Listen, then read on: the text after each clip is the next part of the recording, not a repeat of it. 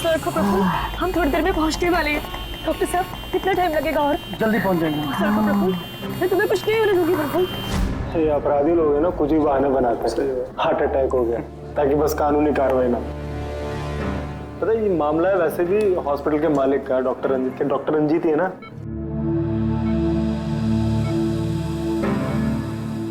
Don't worry Sushila ji, operation के बाद दोनों ब्लॉकेजेस निकल जाएंगे। रंजीत जी, सिगरेट मंगवाऊं आपके लिए? देखिए, आपको मुझे वादा करना पड़ेगा कि इस ऑपरेशन के बाद आप सिगरेट पीना बिल्कुल छोड़ देंगे। Very good. डॉक्टर साहब देखिए ना, इन्हें सांस नहीं आ रही है। प्रफुल्ल मैं तुम्हें कुछ नहीं होने दूंगी, मैं हूं ना। हम बस थोड़ी देर में ही पहुंचने वाले हॉस्पिटल। प्रफुल्ल सब कुछ ठीक हो जाएगा, मैं हूं ना। डॉक्टर साहब जल्दी करिए।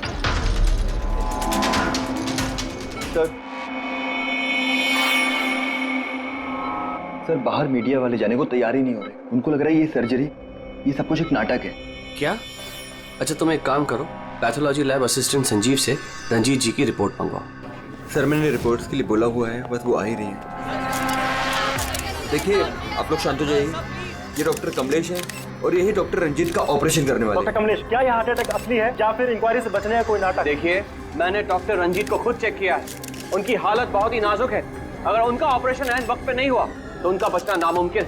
You understand that? लेकिन ऑर्गन ट्रांसप्लांट रैकेट में नाम आने के बाद ही ये हार्ट अटैक आया। तो ये कोई महज इत्तेफाक तो नहीं हो सकता। देखिए, हार्ट अटैक उस केस से पहले आया या उस केस के बाद में, ये मैं नहीं जानता। मैं बस इतना जानता हूँ कि यहाँ पे कोई नाटक, कोई ड्रामा नहीं चल रहा है। हम तो ये भी जानते हैं कि कई सालों से आप मिस्टर रंजीत के दोस्त भी हैं। आप लोग क्या कहने की कोशिश कर रहे हैं? हाँ, मिस्टर रंजीत और हम दोस्त हैं, करेक्ट। लेकिन मिस्टर रंजीत अगर किसी रैकेट में शामिल है या नहीं है तो उससे मेरा कोई लेना देना नहीं है। मैं बस इतना जानता हूँ कि यहाँ पर कोई नाटक नहीं चल रहा है, कोई ड्रामा नहीं चल रहा है। सर ये लीजिए। लाइए, ये देखिए, ये है उस बात का सबूत। ये है उनका लिपिड प्रोफाइल टेस्ट। देखिए, ये उनके कोलेस्ट्रॉल कफ के बढ़ते लेवल्स, ये उनके ट्राइग्लिसराइड्स। देखिए, ये है उनके दिल का स्कैन। ये देखिए, यहाँ पे साफ साफ दिख रहा है कि उनके जो दो मेन आर्टरीज है वो लगभग पूरी तरह से ब्लॉक हैं। उनका साफ होना बहुत जरूरी है। मैं बस वही करने की कोशिश कर रहा हूँ। कल सुबह उनका ऑपरेशन है और आप लोगों को जो भी सवाल पूछते हैं ना, उनके ऑपरेशन के बाद, उनके होश में आने के बाद उनसे पूछ ली। Thank you very much.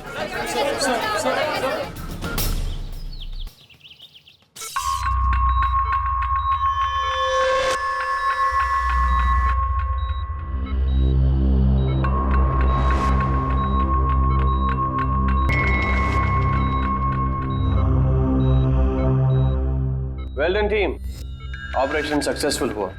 अब सारे ब्लॉकेजेस क्लियर हैं और अब ये खतरे से भी बाहर है। विनीत, ड्रेसिंग में।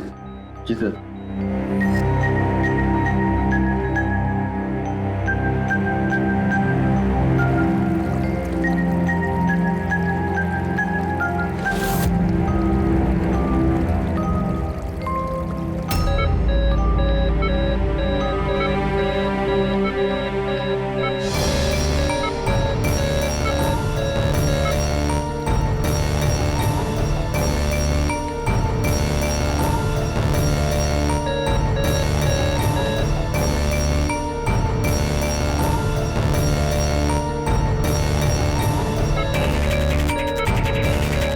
सर इन्हें हार्ट अटैक आया है।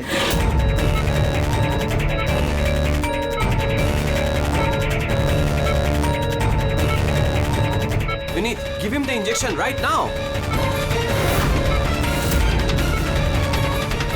ऑक्सीजन चेक करो फास्ट।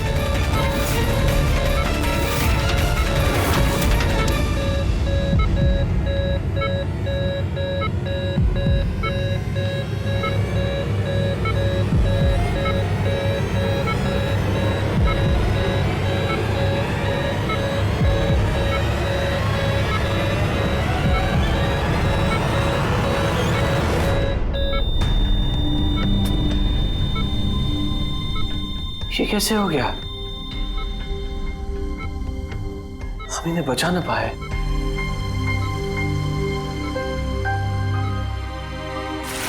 मौत नहीं ऑफिसर, मर्डर हुआ है। मर्डर? जी। पर डॉक्टर रंजीत की मौत तो हार्ट अटैक से हुई है ना? हार्ट अटैक तो हुआ है लेकिन अपने आप नहीं हुआ है। क्या मतलब? आइए मैं आपको दिखाता हूँ, आइए। ये देखिए सर, ये है रंजीत के दिल का स्कैन जो उसकी सर्जरी के पहले किया गया था। ये 2 आर्टरीज, ये पहली वाली लगभग 50% ब्लॉक्ड है, जबकि दूसरी वाली 80% ब्लॉक्ड है। और ये दूसरा स्कैन देखिए सर, जो सर्जरी के तुरंत बाद ही लिया गया था, जिसमें कोई ब्लॉकेज बिल्कुल नहीं है। इसका मतलब ये हुआ कि हमारा ऑपरेशन सफल था। लेकिन फिर अचानक डॉक्टर रंजीत को दिल का दौरा पड़ा और हम उन्हें बिल्कुल बचा ना सके। तो इसीलिए आप कह रहे हैं कि रंजीत को हार्ट अटैक नहीं बल्कि किसी ने मारा है? सर, मुझे पूरा यकीन है कि डॉक्टर रंजीत की हत्या ही हुई। अब चौंकाने वाली बात यह है कि यहां पे एक ब्लॉकेज है जो सर्जरी से पहले किए हुए स्कैन में था ही नहीं, और इसी की वजह से हार्टरी में 100% ब्लॉकेज हुआ, जिसकी वजह से फाइनली डॉक्टर रंजीत की मौत हो गई।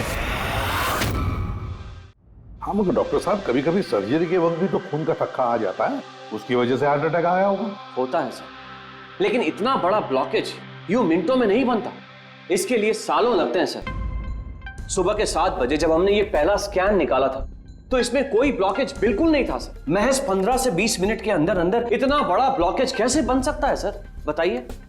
डॉक्टर साहब, क्या कोई ऐसे किसी की आर्टरी ब्लॉक कर सकता है? किसी ने कैसे ऐसा किया होगा ये तो मुझे भी नहीं पता। वो हम पता लगा लेंगे डॉक्टर साहब, लेकिन आप सिर्फ इतना बताइए, किसने किया होगा, ये कौन कर सकता है, बताइए। मुझे नहीं लगता कि रंजीत जैसे भले आदमी के साथ ऐसा कोई कर सकता है। डॉक्टर साहब, जहां तक हमें मालूम है डॉक्टर रंजीत वही है ना जिनके ऊपर ऑर्गन ट्रांसप्लांट के मामले में गड़बड़ी करने का केस चल रहा है? हाँ चल रहा है, लेकिन उसके बारे में मुझे कोई जानकारी नहीं। चलो, thank you doctor. Abhijeet, body को फोरेंसिक लैब भेज दो और डॉक्टर साळुंखे को पूरी बात डिटेल में बता देना। Very interesting. I know. Boss, boss, doctor Kamlesh का शक एकदम सही था। रंजीत का खून ही हुआ है, उसकी आर्टरीज में ब्लॉकेज था नहीं, ब्लॉकेज करवाया गया। ब्लॉकेज करवाया गया मतलब? बहुत चौंकाने वाली बात है। क्या कुछ नई बात बताया आप? नई बात बताता हूँ, आइए। ये देखो बॉस, ये इंसान का दिल है और ये है वो ब्लड वेसल्स, आर्टरीज, जिनकी वजह से दिल में खून आता जाता है। अब ये आर्टरीज 2 तरीके से ब्लॉक हो सकती है बॉस।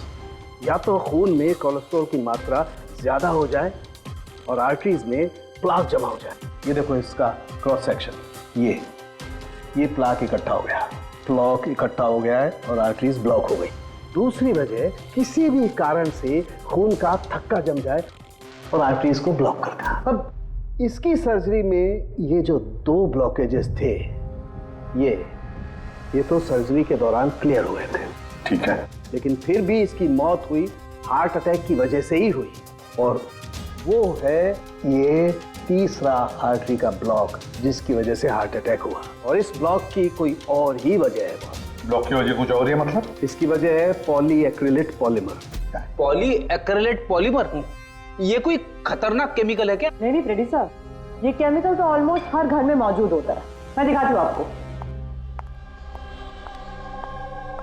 ये डायपर देख रहे हैं, ये केमिकल हर डायपर और सैनिटरी नैपकिन के अंदर होता है और इसका काम है किसी भी लिक्विड या तरल पदार्थ को जेल में बदलना। ये है पॉलीएक्रिलेट पॉलीमर के क्रिस्टल्स। अब मैं इसको के ऊपर पानी डालती हूँ।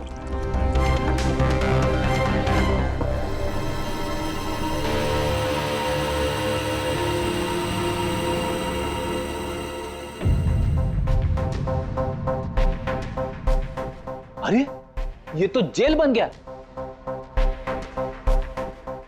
तारिका जी, ये कोई जादू है क्या? जादू नहीं फ्रेडी, साइंस। बॉस, इस केमिकल को वाटर लॉक भी कहते हैं। ये अपने से कई 100 गुना ज्यादा पानी को या किसी भी लिक्विड को अपने अंदर सोख लेता है। अच्छा, तो इसीलिए ये डायपर्स और सैनिटरी नैपकिन्स में इस्तेमाल होता है। और सर, रंजीत के आर्टरी के ऑटोप्सी में यही केमिकल मिला है। बॉस, ये केमिकल अपने आप तो उसकी आर्टरी में पहुंचेगा नहीं। हाँ, सर्जरी के वक्त ही गया होगा। ये केमिकल पॉलीएक्रिलेट पॉलीमर, जिसकी वजह से उसका खून जेल में बदल गया और उसने आर्टरी को ब्लॉक कर दिया और उसकी मौत हो गई। मगर नहीं, ऐसे नहीं हो सकता है साळुंखे। सर्जरी के वक्त ये पॉलीएक्रिलेट पॉलीमर उसके शरीर में डाला नहीं गया। अगर वैसे होता तो उसी वक्त सर्जरी के वक्त उसका खून जेल में बदल जाता, ब्लॉकेज हो जाता और उसकी मौत हो जाती तुरंत। सर्जरी 2 घंटे तक चली और तो और सर्जरी कामयाब भी रही।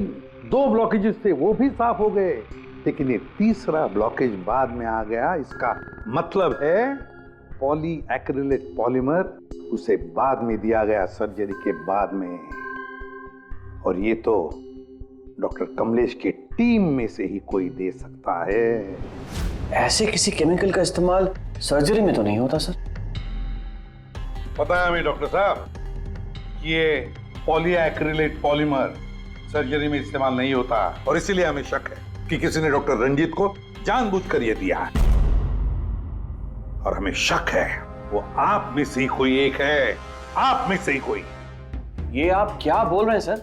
सर ये हमारे बेस्ट डॉक्टर्स और नर्सेस की टीम है। यहाँ पे ये लोग कोई क्रिमिनल्स नहीं है सर। क्रिमिनल्स हमारे जैसे ही दिखते हैं, समझे आप? आसमान से नहीं टपकते। लेकिन सर, इस हॉस्पिटल से हमारा घर चलता है, हम हमारे मालिक को क्यों मारेंगे? और सर, डॉक्टर रंजीत से हमारी कोई दुश्मनी भी नहीं थी, तो उन्हें मारकर हमें क्या मिलेगा? डॉक्टर, आपने कहा कि ये केमिकल सर्जरी में नहीं इस्तेमाल किए जाते, लेकिन जो औजार, जो इंस्ट्रूमेंट्स सर्जरी में इस्तेमाल किए जाते हैं, वो कहीं ऐसा तो नहीं किसी ने इस केमिकल को उन औजारों पे ही लगा दिया हो? ऑपरेशन के वक्त आप लोगों ने कौन कौन से इंस्ट्रूमेंट यूज किए थे? सर सबसे पहले हमने एनेस्थीसिया यानी कि बेहोशी का इंजेक्शन दिया। बस एक नीडल, एक सिरिंज और एक इंजेक्शन ही यूज किया है। दरअसल ये चीजें बिल्कुल वैक्यूम पैक होती हैं। इनको सिर्फ और सिर्फ ऑपरेशन के वक्त ही खोला जाता है। मैंने डॉक्टर कमलेश को सेट दिया था और मैंने पूरी तरह चेक किया था, वो वैक्यूम पैक था। और हाँ सर, हमने दवाइयाँ और खून चढ़ाने के लिए कुछ ट्यूब्स का भी इस्तेमाल किया, जैसे कि IV ट्यूब्स, कैथीटर एटसेट्रा। ये सारी चीजें हम देखना चाहते हैं। एक सर्जरी में इस्तेमाल हुई चीजें हम दोबारा इस्तेमाल नहीं करते, उसको जला के नष्ट कर देते हैं।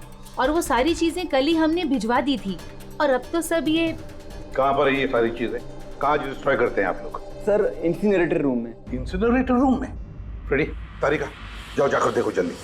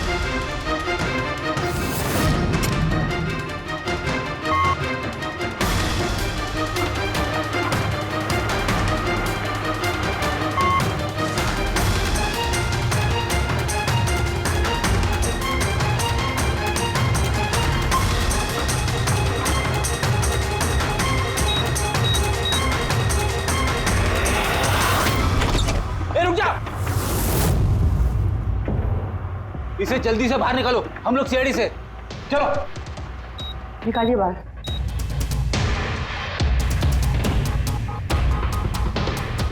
मैं इसे इमीडिएटली चेक करके आपको बताती हूँ। हाँ?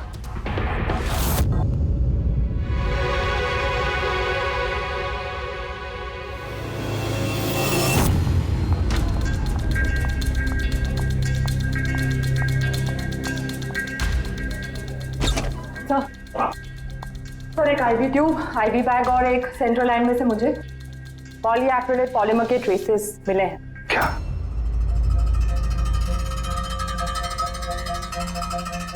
क्यों डॉक्टर साहब? किसने डॉक्टर रंजीत को IV ट्यूब और IV बैग लगाई थी? डॉक्टर नीतू ने। जी सर, मैंने ही उनको सेंट्रल IV लाइन लगाई थी, पर मुझे नहीं पता कि उसमें वो केमिकल कैसे आया। आपको नहीं पता तो किसको पता है? उस ट्यूब में हमें केमिकल के ट्रेसेस मिले हैं। ट्यूब आपने लगाई थी। देखो डॉक्टर नीतू, क्यों किया तुमने ये? क्यों किया? सर आप प्लीज मेरा विश्वास कीजिए, मैंने ऐसा कुछ नहीं किया है। और मैं ऐसा क्यों करूंगी सर?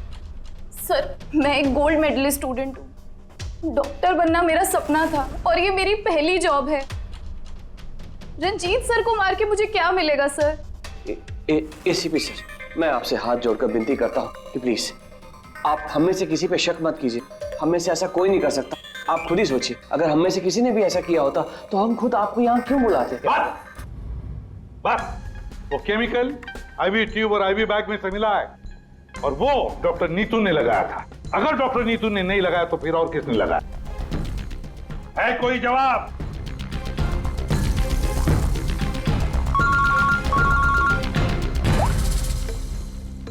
असलम के क्या? सारुण के अभी अभी तक तो तू ये कह रहा था कि पॉलीएक्रिलिक पॉलीमर से कोई भी लिक्विड कुछ ही सेकंडों में जेल में कन्वर्ट होता है।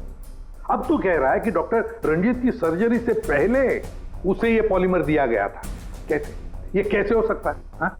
बॉस, जब मैंने रंजीत की ऑटोप्सी को और बारीकी से चेक किया तो मुझे पॉलीएक्रिलेट पॉलीमर के अलावा एक और केमिकल भी मिला।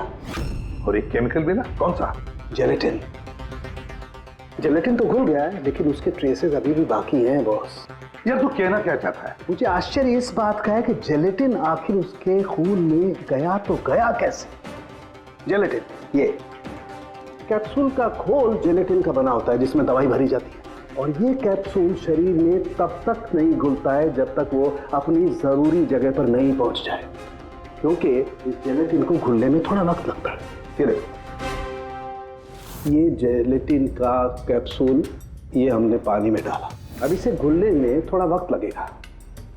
तो मतलब साळुंखे, तेरे कहने का मतलब है कि जिसने भी ये किया है उसने पॉलीएक्रिलेट पॉलीमर रंजीत के शरीर में इस कैप्सूल के जरिए डाल दिया। नहीं बॉस, कैप्सूल के जरिए नहीं, बल्कि उसने ये पॉलीएक्रिलेट पॉलीमर के छोटे छोटे क्रिस्टल्स को जेलेटिन में कोट कर दिया।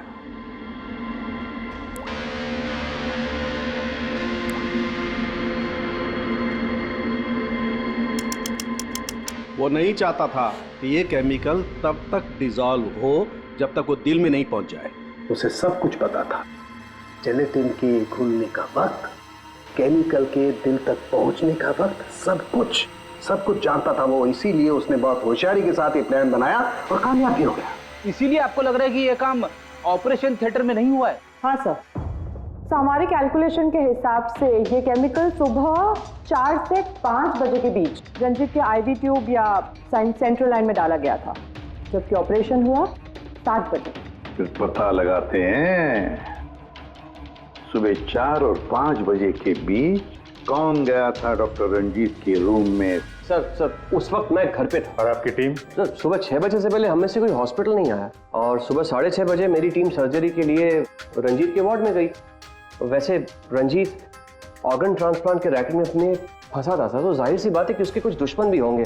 तो ये सारा मामला इलीगल ऑर्गन ट्रांसप्लांट का ही है? हाँ? सर मुझे इसके बारे में तो ज़्यादा जानकारी नहीं है, लेकिन लोगों ने कंप्लेन की है कि रंजीत ऑर्गन ट्रांसप्लांट की लिस्ट में धांधली किया करता था। सर कैसी लिस्ट? जब भी किसी मरीज को अपने शरीर का अंग बदलना होता, उसे ज़रूरत होती एक ऐसे डोनर की जिससे वो अंग लिया जा सके। कई बार ऐसे मरीज महीनों यहाँ तक कि सालों साल भी डोनर का इंतजार करते हैं।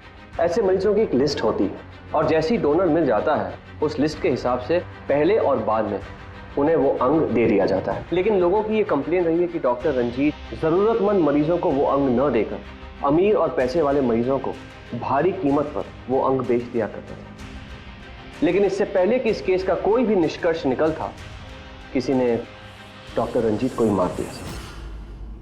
हॉस्पिटल में कल सुबह 4 और 5 बजे के बीच जितने भी लोग मौजूद थे उन सब से पूछताछ करते हैं। ऑपरेशन के पहले पूरे वक्त में उनके साथ थी। सर भाभी जी को कहीं जाना पड़ता था तो मैं और धर्म वहीं पे होते थे। रात को कौन था वहां पे? सर 12 बजे तक तो हम लोग भी थे, उसके बाद हम लोग चले गए थे। तो मैम रात को आप थी वहां पे? जी 4 से 5 बजे के बीच भी? जी हाँ, 4 और 5 के बीच में वही थी। इससे आप साबित क्या करना चाहते? मैंने मेरे पति को मारा है। मैं पत्नी हूँ उनकी। ऐसे समय में मैं उनके पास नहीं रहती तो कहाँ रहती? देखिए मैम, 4 से 5 बजे के बीच मिस्टर रंजीत की आईवी में वो केमिकल डाला गया, और अगर उस वक्त आप थी वहां पर तो जाहिर सी बात है कि आप ही ने किया। ये क्या कह रहे हैं आप? देखिए, मेरे पति जैसे भी थे, वो उन पे कोई भी इल्जाम था, वो एक अच्छे पति थे, मेरे सब कुछ थे, और उन्हें मारने के लिए मेरे पास कोई वजह नहीं थी। देखिए, अगर आपने नहीं किया है तो जिसने भी ये किया है, या जो भी 4 से 5 बजे के बीच वहां पर आया था, आपने उसे देखा तो हो गई? मैंने घड़ी तो नहीं देखी थी, लेकिन लगभग उसी वक्त वार्ड में एक डॉक्टर आया था। मैं उनका चेहरा नहीं देख पाई क्योंकि चेहरे पर मास्क था। क्या हुआ डॉक्टर? सब ठीक है ना? इनका सीआरपी रिपोर्ट नॉर्मल है। डॉक्टर, आप कुछ बोल क्यों नहीं रहे? कोई चिंता वाली बात तो नहीं है ना? Doctor, doctor. ये 4 से 5 बजे के बीच मिस्टर रंजीत को जो आईवी बैग लगा हुआ था, वो किसने लगाया था? सर, मैंने रात को 12 बजे लगाया था, वो सुबह तक चल रहा था। सर, हो सकता है आईवी बैग्स बदल दिए गए हो। ये आईवी बैग्स आप लोग रखते कहाँ हैं? और कौन कौन जा सकता है वहां पर? सर, स्टोर रूम में रखते हैं और वहां पर सभी लोग आ जा सकते हैं। उस वक्त हॉस्पिटल में कितने लोग थे? सर, बहुत सारे लोग थे, लेकिन रंजीत सर को जिस वार्ड में रखा गया था वो स्पेशल वार्ड था और वहां पर कोई आ नहीं सकता था। वो सिर्फ उसी मंजिल के लोग वहां पे जा सकते थे, जैसे कि पैथोलॉजी स्टाफ, नर्स, डॉक्टर्स और मरीज और उनके रिश्तेदार। और डॉक्टर तेज, आप ड्यूटी पर थे वहाँ? जी हाँ, लेकिन सर सुबह 4 और 5 बजे के बीच में मैं मिस्टर रंजीत के रूम में गया ही नहीं था सर। ना ही मैंने कोई सर्जरी वाला मास्क लगा रखा था। अगर आप मास्क पहनकर वहां नहीं गए थे तो फिर वो कौन है जो मास्क पहनकर डॉक्टर के भेस में वहां गया और रंजीत की हत्या की? सर, ये जैसे कह रही हैं कि हॉस्पिटल स्टाफ के अलावा मरीज और उनके साथ आए हुए लोग भी थे, कहीं उनमें से तो कोई एक नहीं? चलो देखते हैं। आइए डॉक्टर साहब।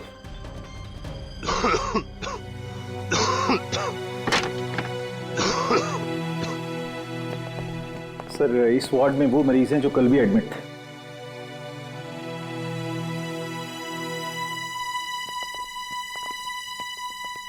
हम इनसे कुछ सवाल पूछ सकते हैं? पूछ सकते हैं सर, लेकिन इनमें से कोई भी ऐसा नहीं है जो खुद चलकर उस वार्ड तक जा सके। खुद नहीं जा सकता, लेकिन कोई तो होगा जिसने उस खूनी को देखा हो। सर, इनमें से 2 मरीज ऐसे हैं जिनकी सर्जरी हुई और बाकी सब इस हालत में नहीं है कि उठकर इस वार्ड से बाहर निकले।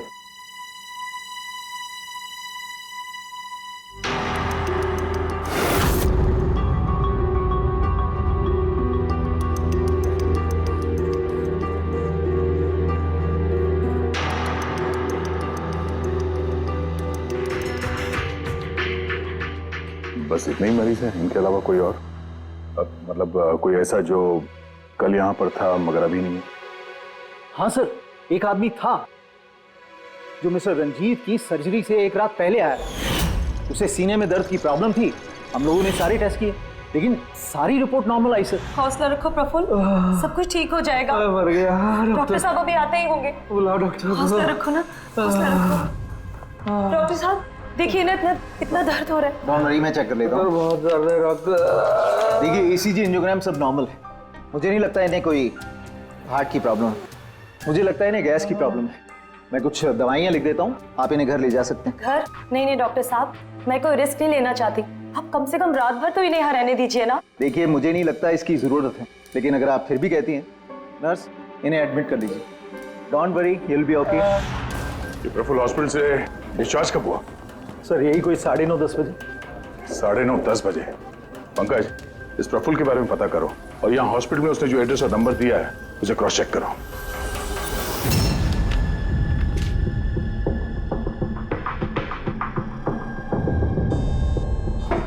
सर। हाँ पंकज, प्रफुल्ल के बारे में कुछ पता चला? नहीं सर, नहीं सर, हॉस्पिटल में प्रफुल्ल ने जितनी भी डिटेल्स दिखाई थी सर, सब गलत थी। और प्लस उसने पेमेंट भी कैश में की थी सर। मगर ये वार्ड बॉय सर, ये वार्ड बॉय एम्बुलेंस में प्रफुल्ल को हॉस्पिटल लेके गया था सर। कहाँ से उठाया था उसको? मलाड से साहब, तो उसकी वाइफ को जानता हूँ मैं। वाइफ को जानते हो? कैसे? वो पीकॉक बार की 1 नंबर डांसर चेरी है। अच्छा। और मैं उसका फैन नंबर 1 साल से रेगुलर हर हफ्ते वहां जाता था, खाली उसी के वास्ते। अपने को वो कभी देखी ही नहीं। और उस दिन एम्बुलेंस में कितने प्यार से अपने पति का टेक केयर कर रही थी। कसम से जान जल रही थी मेरी। ये देखकर मेरा दिल टूट गया। तो रूपाली असल में पीकॉक बार की डांसर है सर, चेरी। रूपाली पीकॉक बार की डांसर रूपाली, रूपाली उस चेरी। इस चेरी से जाकर मिलो, अच्छी तरह से पूछताछ करो, यही हमें प्रफुल्ल के बारे में सब कुछ बता देगी।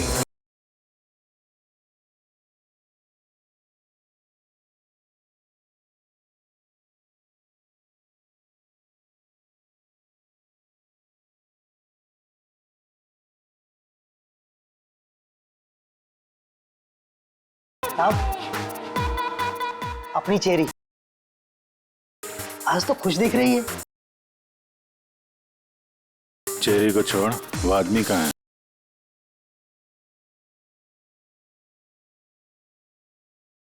ये कहाँ जा रही है साहब?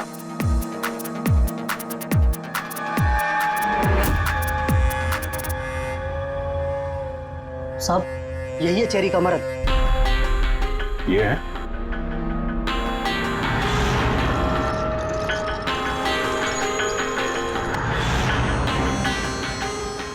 दो दिन पहले इसको हार्ट अटैक आया था। यहाँ बैठ कर रोमांस कर रहा है।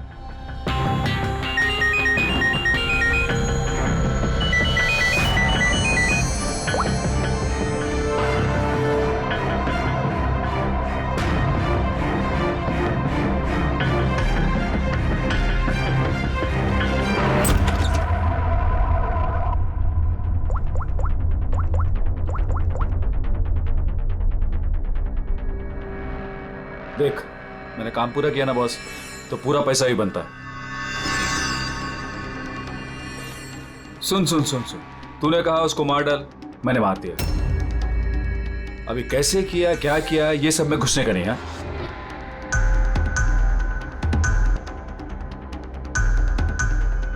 देख देख देख देख, अभी मेरे को ये बता, मेरे को पैसा लेने किधर आने का है बस, ठीक है? कल सुबह 10 बजे, ठीक है?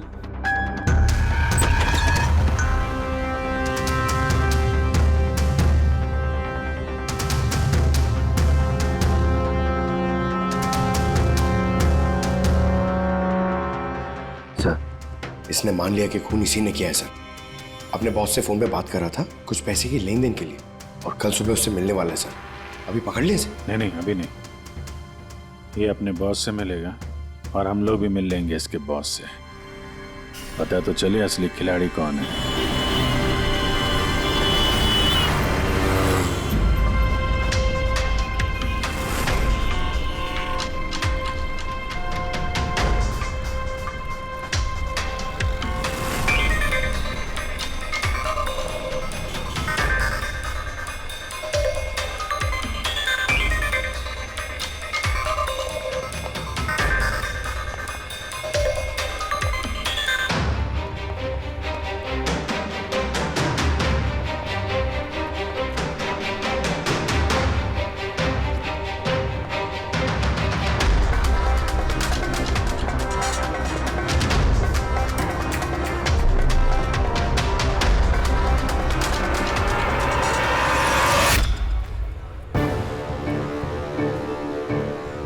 ये करने क्या आया यहाँ पे?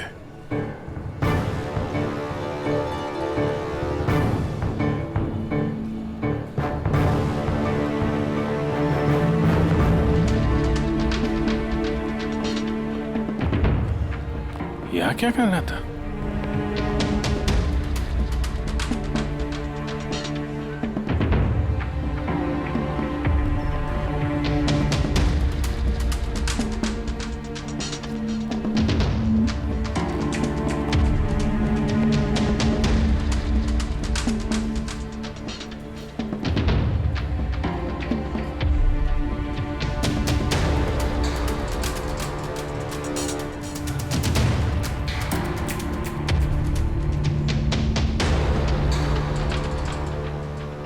था तो खा लिया, अभी बैग लेके जा रहा है। ये बॉस तो बहुत चालाक निकला है, इसको पकड़ते हैं। कौन हो तुम? अरे वो सब छोड़ो, पहले ये बैग इसे खोल के दिखाओ, क्या है इसमें? अरे सामान है मेरा, और क्या करने का आप लोगों को? कौन है आप लोग? सीआईडी। सीआईडी? ये बता कि रंजीत को क्यों मारा तूने? हैं? किसके कहने पे मारा? सर मेरा रंजीत को कौन सा रंजीत सर? कौन सा रंजीत?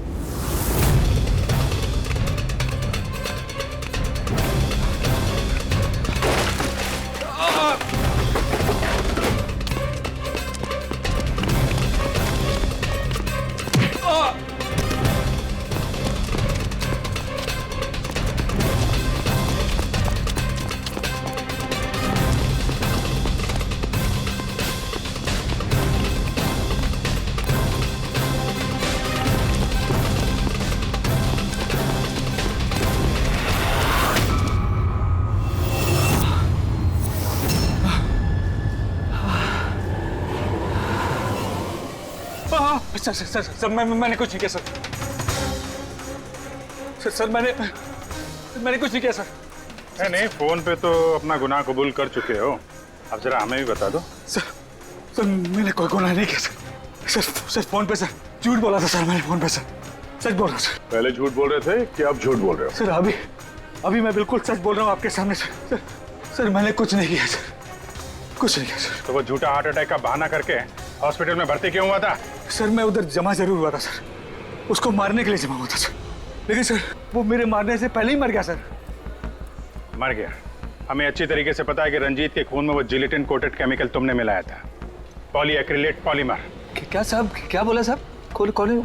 सर क्या बोल रहे हो सर इतनी बड़ा नाम अगर याद कर पाता सर तो मैं डॉक्टर नहीं बनाता सर मैं ना सर 8वीं फेल हूँ सर, 8वीं फेल सर ये किलोमीटर पॉली क्या बोल रहे हो साहब, मेरे को नहीं मालूम है सर मैं उधर था, मौका मिलते ही मैं उसका गला बिला दबा के चाकू भी के अंदर करके उसको, लेकिन सर मौका ही नहीं मिला सर मौका ही नहीं मिला। वो भर्ती हो गया सर उधर, किधर जो चीर फाड़ क्या वो सर ऑपरेशन होता है ना कमरे में सर, वो उधर भर्ती हो गया सर तो सुबह न्यूज आया सर, वो निकल लिया सर सच बोल रहा हूँ सर नहीं तो मेरी चेहरे से पूछ लो सर।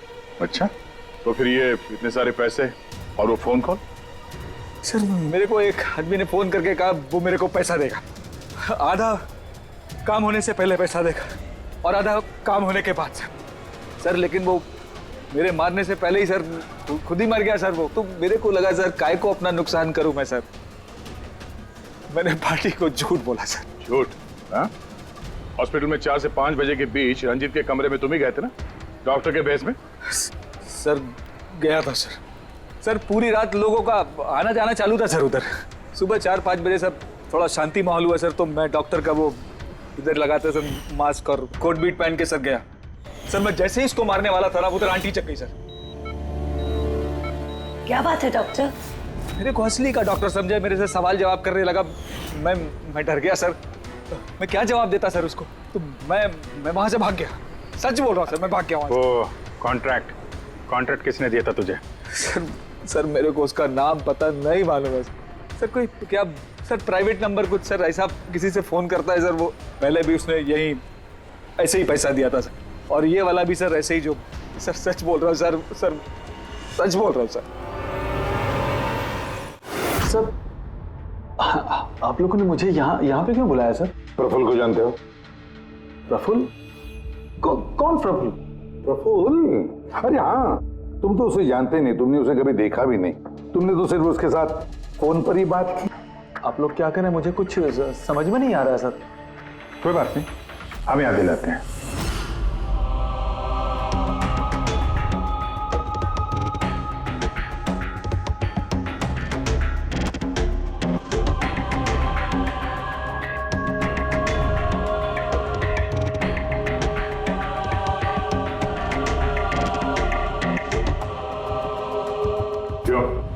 अभी भी कुछ कहना है तुम्हें? तो गगन जी बताइए, अभी क्यों मारना चाहते थे तुम रंजीत को? बताओ जल्दी। सर रंजीत साहब के साथ उस किडनी रैकेट में मैं भी था। लेकिन सर धांधली मैंने नहीं की है सर, मैं तो सिर्फ रंजीत साहब को बड़ी बड़ी पार्टियां ला कर देता था, बाकी सब तो वही किया करते थे सर। जब ये केस हो गया तो मुझे पता था कि फंसने पर रंजीत साहब सारा दोष मेरे सर पे मर देंगे। इसी से बचने के लिए मैंने रंजीत साहब को मारने का प्लान किया और इसीलिए मैंने प्रफुल्ल को कांटेक्ट किया। शर्म आनी चाहिए तुम्हें। पैसों की लालच में ऐसा घिनौना काम कर दिया। तुम्हें तो कड़ी से कड़ी सजा होगी, समझे? कड़ी से कड़ी सजा। ले जाओ इसे पंकज। सर हम तो घूम फिर के वहीं आ गए। प्रफुल्ल ने हमें बताया कि उसने रंजीत को नहीं मारा, तो फिर किसने किया होगा? ये प्रफुल्ल जरूर हमसे कुछ छुपा रहा है। कुछ तो छुपा रहा है ये प्रफुल्ल। तुम्हारी नजर हर वक्त उस कमरे पर थी, तो कुछ याद है कि उस रात उस कमरे में कौन गया था? या फिर सुबह 4 से 5 बजे के बीच उस कमरे में कौन गया था? साहब, उस रात रंजीत साहब के कमरे में बहुत सारे लोगों का आना जाना लगा था और मैं तो इस मौके का इंतजार कर रहा था कि कोई ना हो और मैं अपना काम। सब 4-5 बजे के बीच स्टाफ के सारे लोग चले गए।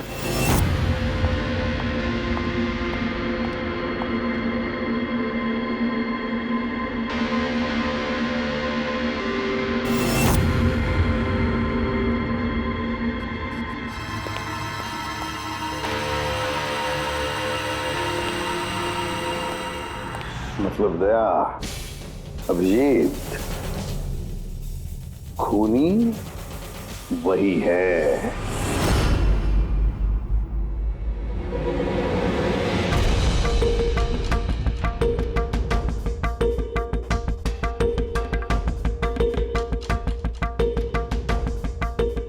प्रफुल्ल,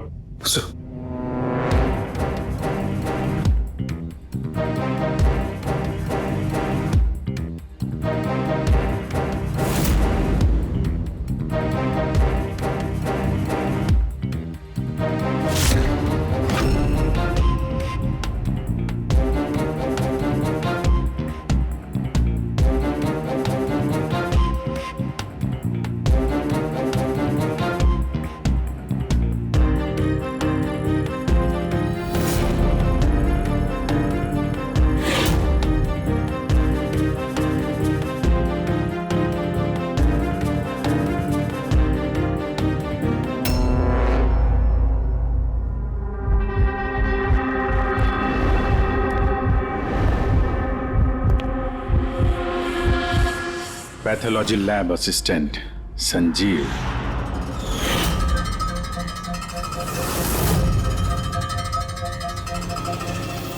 हैं सर?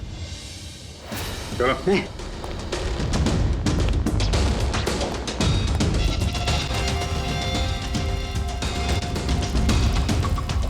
बताओ सब कुछ, सच सच बताओ जल्दी। हाँ सर, ये सब कुछ मैंने ही किया है। मैंने उस पॉलीमर को वो सेंट्रल लाइन में डाला था ताकि वो मर भी जाए और किसी को शक तक ना हो।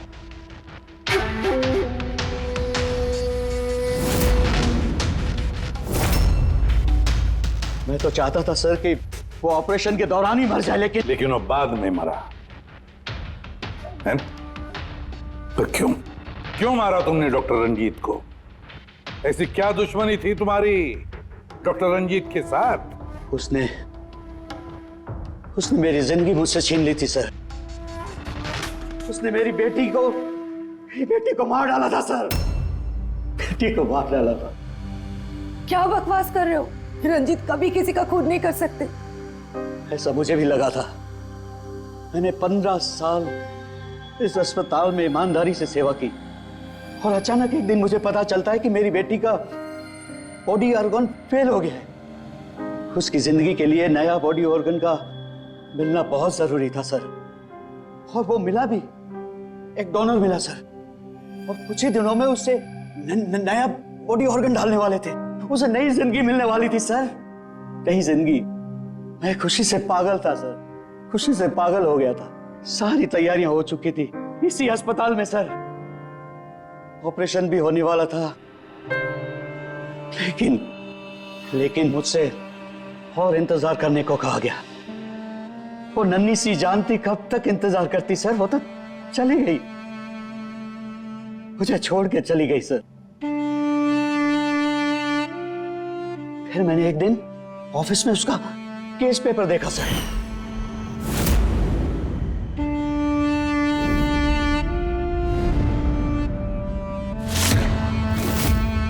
तो मुझे पता चला कि उसका बॉडी ऑर्गन तो मैच हो गया था सर, लेकिन मुझे झूठ कहा गया था कि मैच नहीं हो रहा है। झूठ कहा गया था सर। उसे चंद पैसों के लिए किसी और को दे दिया गया था सर।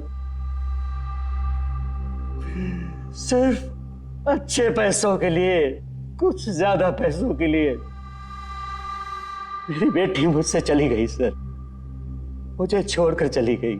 तो सर उसी दिन मैंने कसम खा ली थी कि जिस दिन मौका मिलेगा मैं छोड़ूंगा नहीं, मैं बदला तो लेके रहूंगा सर। कसम खाई थी मैंने। क्या फायदा हुआ? क्या तुम्हारी बेटी तुम्हें वापस मिल गई? बदले की आग में तुमने एक जान ले ली और खुद बन गए सजा के हकदार। कानून तुम्हें माफ नहीं करेगा, तुम्हें कड़ी से कड़ी सजा होगी।